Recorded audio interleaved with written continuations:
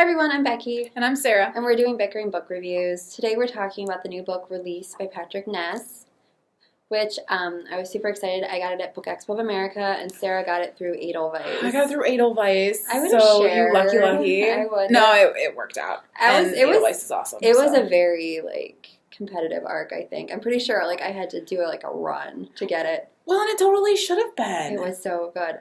It was worth it. It was worth it. It was really good. So this book is about Adam, who is 17 and he lives in Washington, and he's openly gay to his friends, but his father is a preacher, and I feel like his father just didn't want to acknowledge it. And it's all about one day in his life, and it's a day where everything changes and he has to deal with what's happening with his ex-boyfriend who's leaving and establish his emotions and his relationship with his current boyfriend, and his best friend he finds out might be leaving.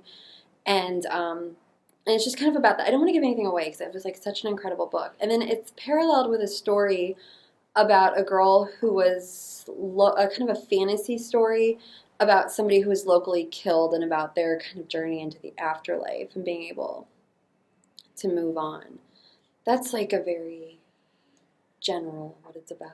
And there's so much that happens in Adam's story that as you say that it's about one day in his life, I'm like, oh my gosh. It is one day. It totally was one day in his life, and it totally, there's so much there that I knew that it was one day, but I forgot that it was one day. So I started reading this, I read it in a day. I didn't have, it's a sit down and read in one sitting book. I just didn't have time to do it. And I texted Sarah and I was like, this is going to be a Prince book.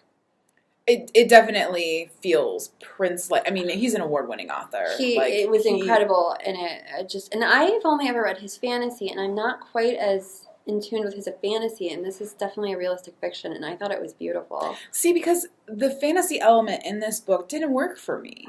See, and I liked it, but you didn't and we keep comparing it to Bone Gap, and I felt like the fantasy, once you got to the end and how it clicked up with Adam's story, I just thought that was beautifully done, and the way it all fit together. But if you read the reviews online, I think people either love that aspect or they hate it.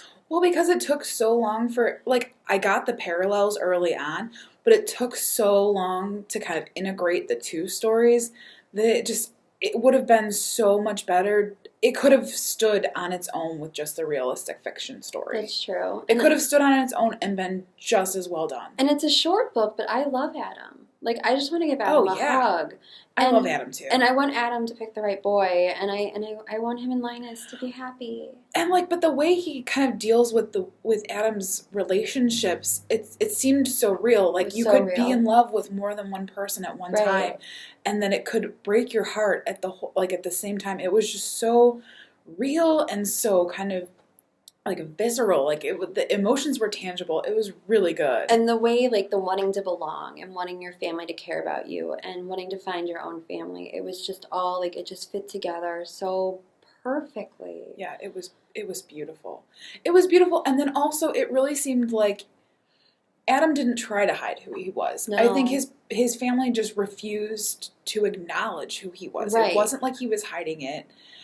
And I think that this book didn't shy away from a lot of the places that other books do. I mean, it felt like they keep comparing it to Judy Blume's Forever, and I can see there were parallels. So much better. Oh yeah. Oh my gosh. I'm not a fan of Forever. It wasn't as clunky. It wasn't as after school special. I read that when I was 30, and by then I was oh. So I read it when I was 10. I didn't want anybody to know that I read it because it's one of those banned books that you can't read when you're that young, but whatever.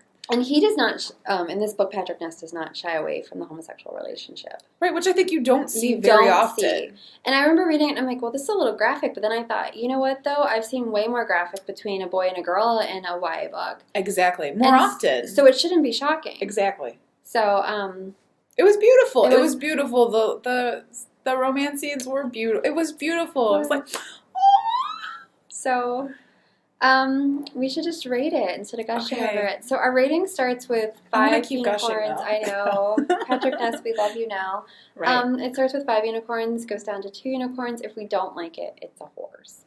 I was when I went to rate it on Goodreads, I was should I give it a 4? And I'm like, but what would he have done better? So I'm giving it a 5.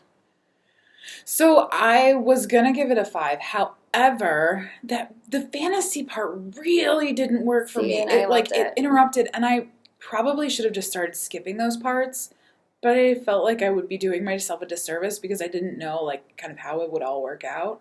So I can't give you any advice on whether or not to skip those parts or not. The author probably wouldn't want you to skip those parts. Skip it. But I'm going to give it 4 unicorns. Yeah. Oh, and also kind of, sorry to bring it back around though, the author wrote